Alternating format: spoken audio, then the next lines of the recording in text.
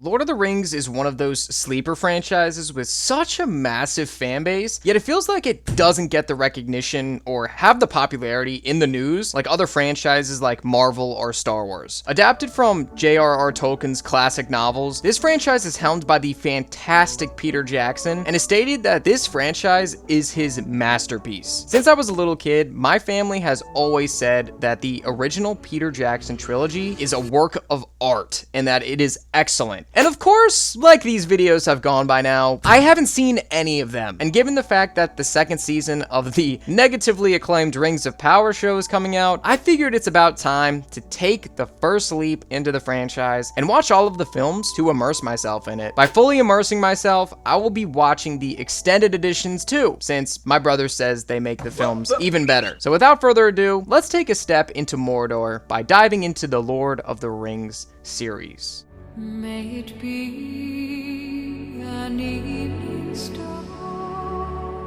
Okay, of all these films, this movie has a special place in my heart because it's the movie I've seen the most, but only the first half. I don't know what it was, but it's not like this is the first time I've tried to immerse myself in this series. It's like the fourth, but as an adolescent, I could never sit down long enough to truly watch this film as a kid. I'd either get distracted, get bored, or just run out of stamina for a 4-hour film. But this time was different. I sat my franchise ignorant butt in my seat and watched this glorious 3 hours and 20 minutes. And holy shit, dude, I now understand the hype. And this is just the first film. There's something about the immersion of this franchise that really took me by surprise. I guess it's because I'm so used to franchises being CGI slop or terrible green screen work that seeing a movie genuinely pride itself in practicality and genuine scenery in its films that it left me astounded. There are so many scenes in this movie that are genuinely the most gorgeous thing you could ever see on screen. It makes you forget that places on Earth exist like this. Obviously not the fictitious towns, but the greenery and luscious earthy nature of the Shire, or the beauty of the misty mountains during the Fellowship's journey. It's just so beautiful, man. The dark and desolate visuals of Isengard especially keep you engaged. Like when the orcs are being created by Saruman and these orcs are coming out of the pits super oily and gross like, I was just in awe. This movie's particular emphasis on making every visual look like it could exist without question is awesome. All of the orcs look phenomenal. The goblins, even the cave trolls, which were CGI, looked incredible. It's just insane to me that a movie can take this much care in using real locations, actual practical effects, and CGI that isn't rushed in a movie. It's very refreshing. Like when the Fellowship travel to Rivendell and the whole movie has a halo glow effect to it to signify that elvish people are more spiritual in essence, or when they meet Galadriel and she's painted as a goddess by the Fellowship, yet it's the glow she radiates that makes it seem that way. Dude, I'd do anything for a glowing Cate Blanchett. Anything.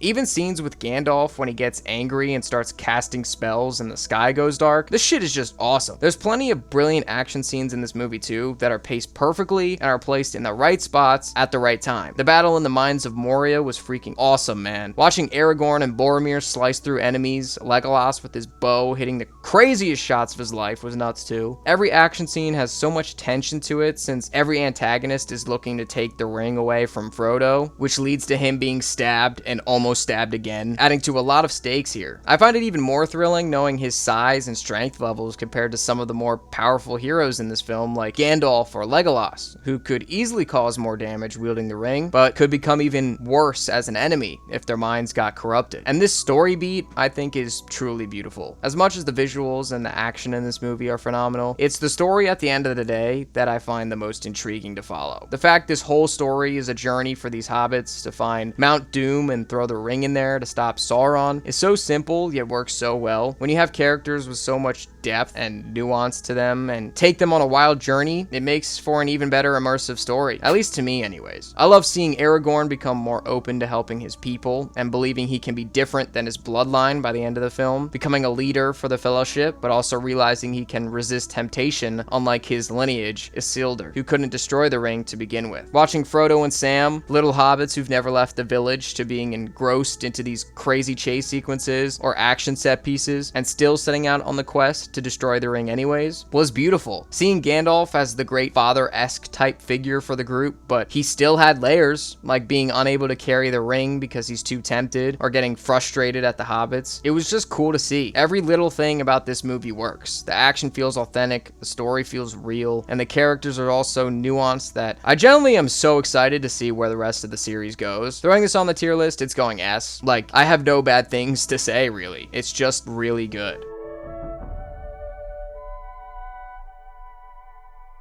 Oh man, this was awesome too. It's impressive when sequels can be just as good, if not better, than what came before. I feel like a great second movie in a trilogy can be overlooked for how important it is, sometimes, by people. Yes, the first movie introducing everything is essential, and a third movie's finale can easily make or break the entirety of the trilogy, but a good second movie needs to keep the story set from the first one in motion, while setting up an intriguing and thrilling third movie as well. Not to say many trilogies forget this, a lot of trilogies have amazing second movies in many different franchises, from the likes of Spider-Man 2, or The Dark Knight, or Empire Strikes Back. But other than those few cases, many second movies can be forgotten or tampered with, and The Two Towers is not only a fantastic follow-up to what Fellowship started, but it evades the underhyped allegations because this movie is essential to watch without a doubt. Man, this was a solid 3.5-hour film. Again, the scenery in this movie is ridiculously good.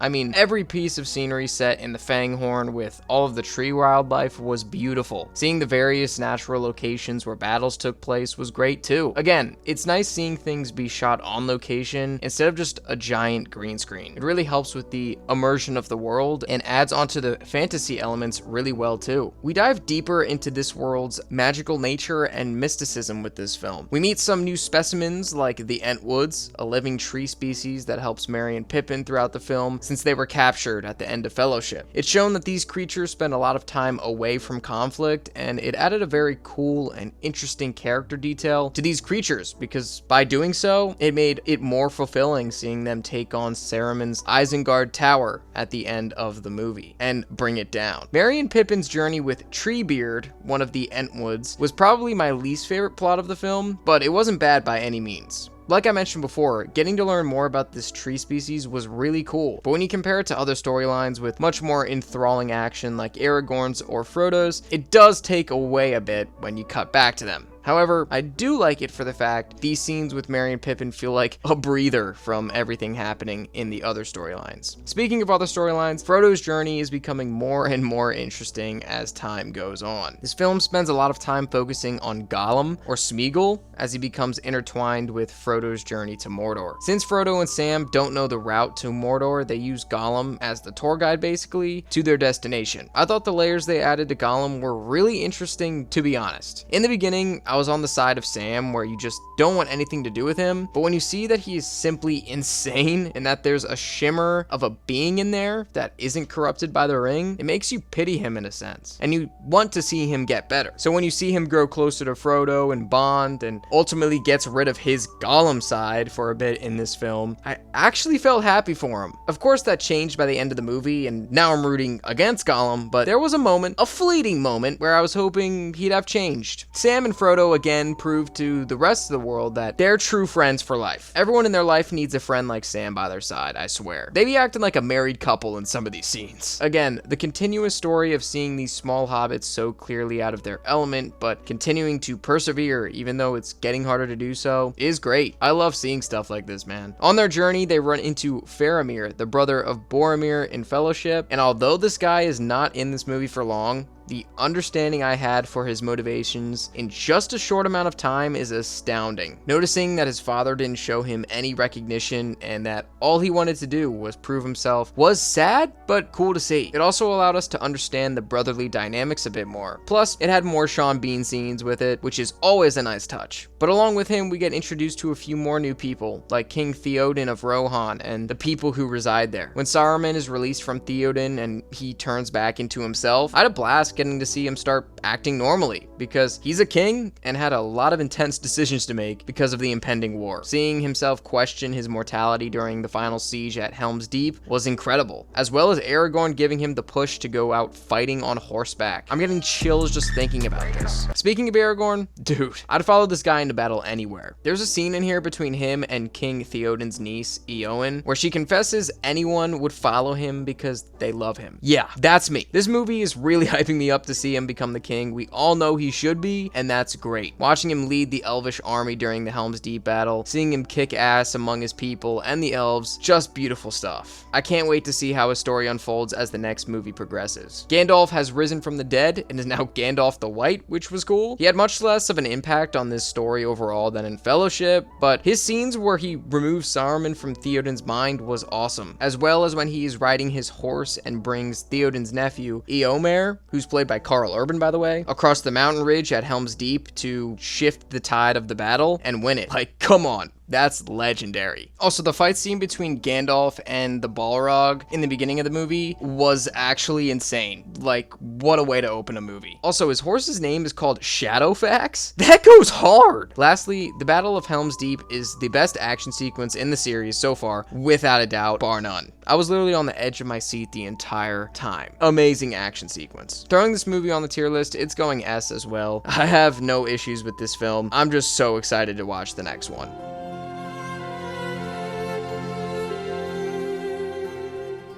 Wow. Just wow.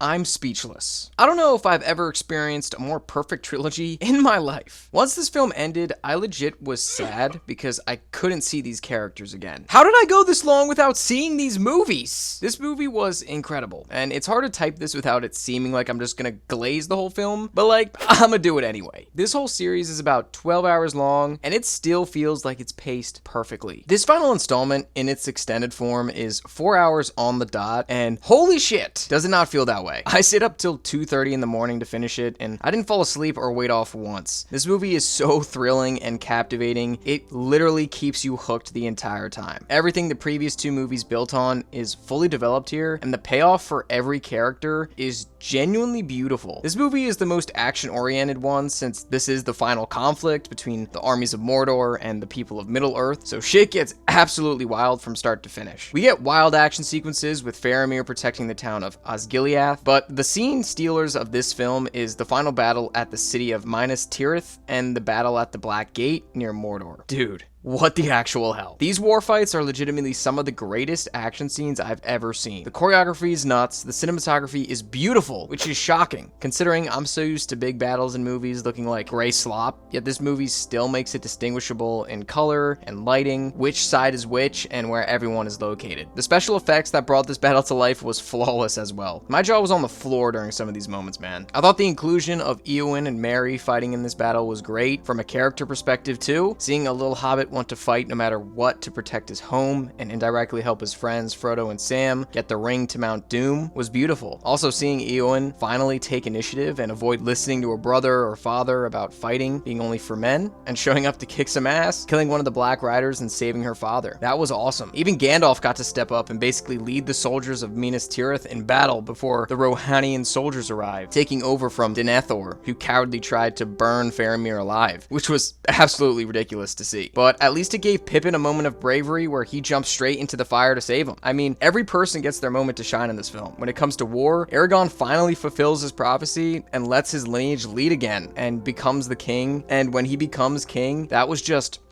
But even before all that, seeing him overcome his insecurities of his lineage from previous films and embracing it was great. When he goes into the caves of the dead mountain men and gets them to fight with the people of Middle-earth in the Battle of Minas Tirith, that was so cool to watch. This movie does a great job at letting every character have moments to grow and interact genuinely with one another. Like when Gimli and Legolas and Aragorn spend every important moment together, or when the battles begin and Gimli and Legolas compete with one another to see who can kill more enemies before the battle ends. Or when Legolas admits to Gimli that they're friends and they no longer have the race issues anymore. It's small stuff like this that makes you appreciate these characters' friendship and growth even more. Speaking of friendship, bro, Frodo and Sam almost made me cry like 4 times during this movie. I ship them. Anyways, the moments they share together were brilliant. You forget how strong Frodo's will must be to carry this ring for multiple weeks or months until you realize Gollum literally killed his friend over the ring after seeing it once. And Gandalf ran away from the ring the moment Frodo tried giving it to him in the first movie. So the weight of this journey is a lot for Frodo, and his willpower is freaking crazy strong, man. But he definitely couldn't have done this alone, and this movie proves why Sam is just as important for destroying the ring as Frodo is. I love that Sam showed up to save Frodo from the giant spider and kill it all by himself. That shit was so sweet to see. One moment that literally made me cheer was watching Sam carry Frodo on his back up Mount Doom. Literal chills watching this scene, man. You could just feel the exhaustion on both of their faces, especially near the end when they were so close to the mountain and Frodo just passes out at the bottom of it. It just makes the scene where Sam carries Frodo so much more powerful for me, especially with the fantastic quote Sam says before doing it. Come on, Mr. Frodo.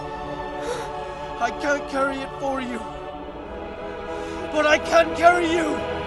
Gollum is a piece of shit that made me get out of my chair seeing his DID ass steal the ring. Thankfully, Frodo knocked him into the lava to finally rid the world of it, though. I guess the only issue with these movies I have is that Sauron isn't really a character, but he's more of an antagonistic presence. But I think it's because every movie nowadays has grilled into my brain that every villain needs insane layers or a sympathetic backstory. With this franchise, it was nice having a villain who was simply the bad guy they needed to stop, since it gave more layers to a smaller villain like Gollum to get that kind of pity backstory and such. The final few scenes of this film had me so happy, but really hit a bittersweet note. I love seeing the Fellowship get together again. Rest in peace, Boromir. Because it made me realize that the only movie where they were all together was the first one, which made me sad because this was the final one and we wouldn't get this again. I really did like when all of them were together, but their reunion was super sweet. However, Frodo leaving with Gandalf on the ship with the elves to the Undying Lands made me emotional, bro. Especially seeing how emotionally wrecked Sam was to see him go. Stop crying, Sam. You're making me cry, man. Yeah, so this movie is perfect. It was 4 hours very well spent, and it wrapped up the story of this franchise so well, and I think the series is one of the best trilogies ever made. And I'm not sure if this is a hot take, but I'm gonna say it anyway. Lord of the Rings, the original trilogy, is better than the original Star Wars trilogy. Throwing this on the tier, I mean, come on, it's S tier. Did you think it would be anywhere else? Also, forgot to mention earlier, but the music in these movies, top tier. The soundtrack is amazing, and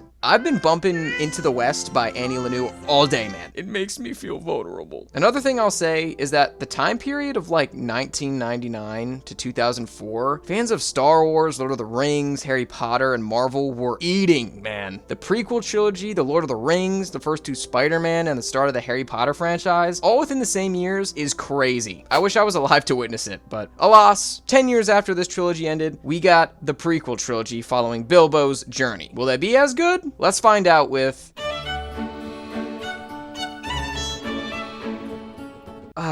the prequels. We've reached you at last. I went into these movies fresh off the original trilogy, so for it to get the greatness of the originals would be a tough mark to reach, especially with how well-rounded the whole story of it was. However, it can be noted that I was excited to get more content surrounding this franchise and the world because of how invested the original trilogy got me. So I couldn't complain about getting another trilogy. With An Unexpected Journey, we start the beginning of Bilbo's journey through Middle-earth, where he recounts the journey he took when he was younger, which is the catalyst for the book he writes in Fellowship of the Ring. Prequels can be very hit or miss for me, since I feel like sometimes prequels are shoved out to simply capitalize on an existing IP and only tell you stuff you already know, or they exist to remind you how excited you were for the original story you loved from before. However, I feel the existence of this film is pretty cool. You forget that by the end of The Return of the King, Frodo writes his journey alongside Bilbo's, yet we had no idea what Bilbo's journey entailed. So this dissection into what he wrote about is pretty cool to see. I always wondered how Gandalf was such a familiar face to the Bagginses to begin with, and this tale is the start of how they became friends. This film does have that feeling most prequels have, where you get riddled with fan service of characters you loved originally showing up. I mean, Christopher Lee Saruman is here, Galadriel, Elrond, and even Frodo show up in this. Not to be deterred, I feel like these are worthy cameos and are nice to see. It's not like they're there for nothing and only to be fan service. They all play roles in the story, but it just comes across that way a bit here. However, Bilbo's run run-in with Gollum and how he takes the ring is awesome and quite well done. Gollum's CGI definitely improved in the 10 years between releases, and Andy Serkis continues to prove he's the GOAT at motion capture performances. The story follows Bilbo being forced to join Gandalf on a journey to help Thorin Oakenshield, the son of a former dwarven king, recapture their home of Erebor from the dragon Smaug, who took it over. For starters, I liked how we get to see more of the dwarves here. One thing the original trilogy didn't focus much on was the dwarves, other than Gimli, so to get more history on them and where they're from was cool. I thought that it showed more to the world and gave deeper character to a section of the world that wasn't represented as much. I thought that Thorin was a cool character, and I'm excited to see where his story will go from here, along with the rest of the dwarves. Most of the other dwarves in the pack don't get much character development though. They're kind of just there to be there. However, the chemistry they all share is pretty great, and although it's tough to not compare this squad with the original Fellowship, they do have a nice bond, although not as compelling as the original gang. The villains they face this time around aren't as concrete and compelling as Sauron turned out to be. In this set of movies, it seemed to be building towards a necromancer who doesn't really do anything in this movie particularly, Smaug, who is owning Erebor at the moment, but the main antagonist of this film is the orcs, but particularly an orc leader named Azog the Defiler. Man,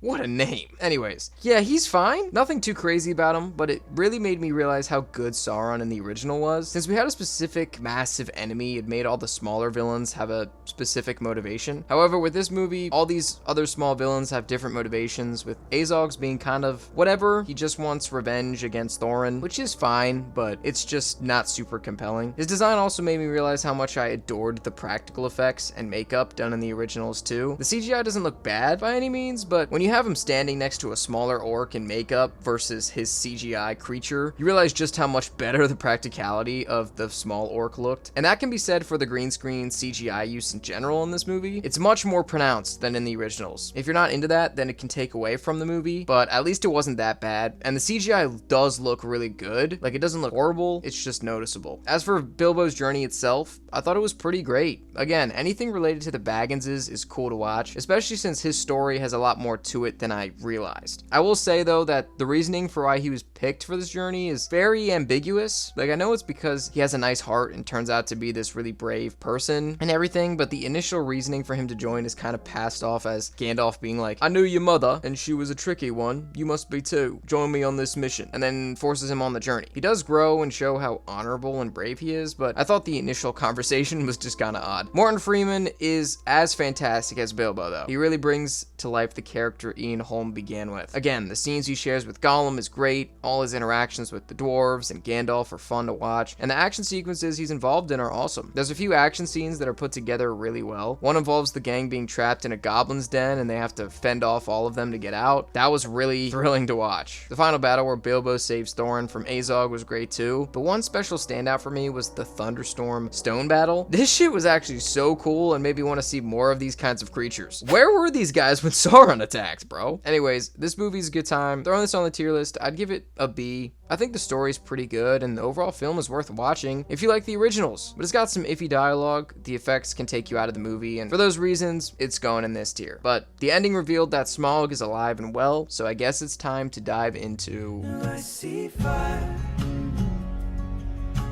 This movie was high-key great. I noticed that in the credits of the first Hobbit movie, and this one as well, that Guillermo del Toro is a co-writer for these films, alongside Peter Jackson and co. And damn, does it truly feel like his body of work is shining through with these films, especially this one. There's a ton of flashy visuals and cool-looking set pieces, but there's also a highly CGI big dragon monster. It just screams Del Toro to me. Anyways, this movie picks up right after the events of the first film and finds the crew looking to make their way to Erebor to reclaim the dwarven homeland and reinstate Thorin as the rightful king under the mountain. I like this movie for the fact it gives you a bunch more scenes of the crew working together and just interacting with one another. You get a deeper connection with the guys and also learn more about some of the other ones in the group outside of just Thorin, which was one of my main complaints about the first one. We get a bit more context on Keeley, one of Thorin's right-hand men, about his life. We also get to see how certain dwarves have more knowledge than others in regards to the prophecy and such like Balin. How the characters interacted with one another is what kept me engaged engaged with this movie since it clocks in at about 3 hours long in its extended form. How Bilbo interacts with these guys now that he's been running along with them for a few weeks to months was also really cool to watch. Along the way, we get to see more of Gandalf as he's putting the pieces together of what darkness lurks in the shadows amongst Middle-earth, and I must say, Sauron's introduction in this movie was awesome. Yeah, he was a giant black cloud, but once he manifested into a black image with his iconic eye popping up, I got chills. However, right before this, Thrain, Thorin's father, gets sucked into his black cloud, and the sound designers put that god-awful scream sound effect in, and it almost took me out of the scene completely.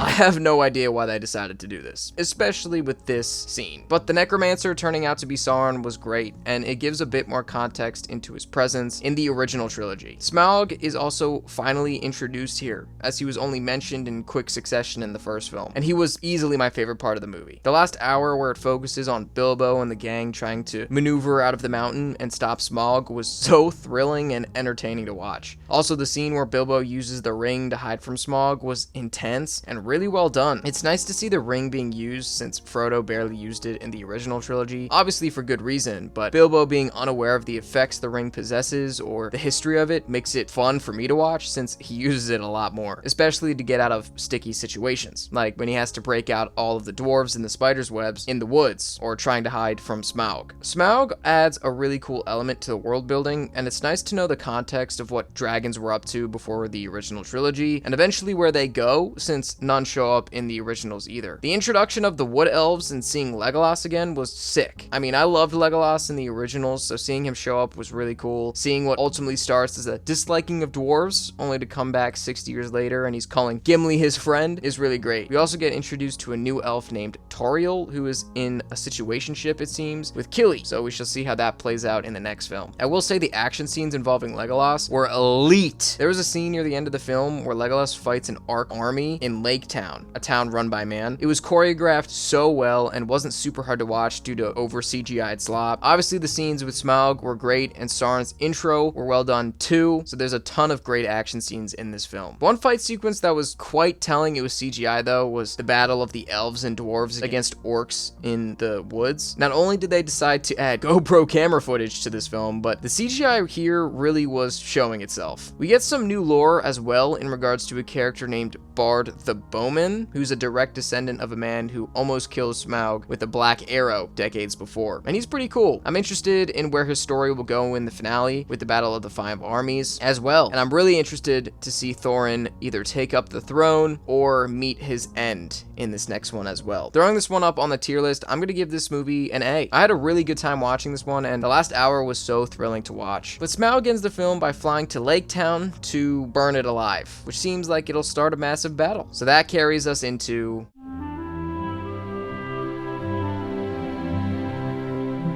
Well, ladies and gentlemen, we've reached the final installment of the prequel franchise. With this, marks the final chapter of Bilbo's journey he so rightfully conquers in his novel. And for the most part, this movie is pretty enjoyable. This film was a shorter one, clocking in at only 2 hours and 45 minutes in its extended version, so I can't imagine how fast-paced the theatrical must feel. But for the most part, I thought a lot of the story beats came together decently in this one. The end of Desolation of Smaug found the gang reunited in Erebor, with Thorin finally taking his place as the rightful heir of the throne. However, with his newfound gold, his mind starts to get corrupted by it, and he starts acting unlike himself. I thought Thorin's switch into a selfish egomaniac was handled quite well, all things considered. I guess when you can play it off as the gold getting to you, it makes enough sense for me to buy into it, especially with how his family from before handled it. It caused some strife between not only the elvish people and humans he swore to pay, but also his own kin, who felt his leadership was becoming quite miserable. These kinds of interactions made it much more interesting to watch from my perspective, especially the tension it caused leading to war. Bilbo's arc from being a shy little hobbit to a journeyman ended in a substantial fashion, although not as hard-hitting as Frodo's, but still fun to see him use the ring countless times and see how his journey led him to the beginning of Fellowship anyways. Plus, it's still awesome seeing Martin Freeman give his all to a character of Bilbo and playing him with a touching earnesty that is infectious to watch. I feel like Bard gets a nice moment by killing Smaug and leading his people. However, I feel like his story abruptly ended here, and with no connection to him in the original trilogy, it's kind of sad how he just kind of disappears. Gandalf continues to be a great character through and through with a lot of great moments, especially the one he shares with Galadriel, Saruman, and Elrond when Sauron tries to fight them. That was a really well done scene. Speaking of Sauron, his presence was great here, especially having him fight Galadriel a bit and show how much power she needed to display to take him out. It adds a little perspective to how truly powerful Sauron is. Legolas is honestly my favorite returning character of the originals in this series. He gets so many cool action sequences, and other than his weird forced relationship with Tauriel, I thought he was damn near close to perfect. The final battle sequence was a very engaging scene, and being able to see the dwarves fight with the elves against the orcs was quite awesome, and the fight scene was pretty entertaining for the most part. However, I can't help but feel this movie has the most issues than the other two for me. For starters, I absolutely hated how Smaug was killed off right away in this movie. With how they built him up in the second movie to be this unstoppable badass, only to have him get 5 minutes to do something, and then to be murdered right away was just hard to watch. I feel like if Smaug was present in the finale to be killed by Bard there, it would have been more impactful to me. I just would have preferred much more time with the dragon itself, because it felt like his death was cataclysmically simple. Another thing I found was needed was at least a quick exchange of some kind between Thranduil and Dane once the orcs show up in the final battle. The dwarves straight up murder like 100 elves, and then as soon as the orcs show up, both sides immediately drop what they're doing and fight together against the orcs? It seems pretty improbable to me, especially with how they massacred each other right before. It would have been nice to at least have a quick exchange between them agreeing to help each other out to fight a common enemy. Azog and Thorin's final battle seemed kind of meh. I wished it was longer and more battle heavy, because in the final scene it's just a fake out and they both stab each other. Considering this fight was built up since the very beginning of this trilogy, I would have liked to see more. I also found Tauriel's character kind of unnecessary. She has this budding relationship, I guess, with Killy, but they never end up actually getting together, so their love for each other just kind of feels inadequate in a sense. And considering she plays a heavy role in Legolas's reasons for leaving his own people and his father to join the Fellowship later, it just feels like her character is kind of there for some reason. But overall, the film isn't that bad, and for capping out the prequel trilogy, it did a pretty decent job. Throwing this on the tier list, I'm giving it a B as well. I think it's pretty decent, and overall isn't that bad of a time to watch. I'd also like to mention that the prequels aren't nearly as bad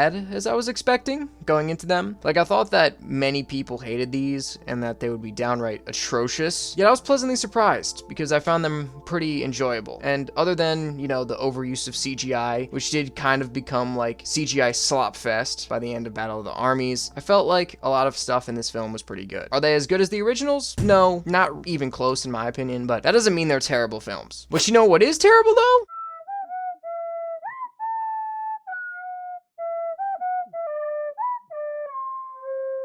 Bro, leave the show in Mordor, dog. It's trash. D tier. If y'all want a full review of this in the future once season 2 is finished, let me know down below in the comments.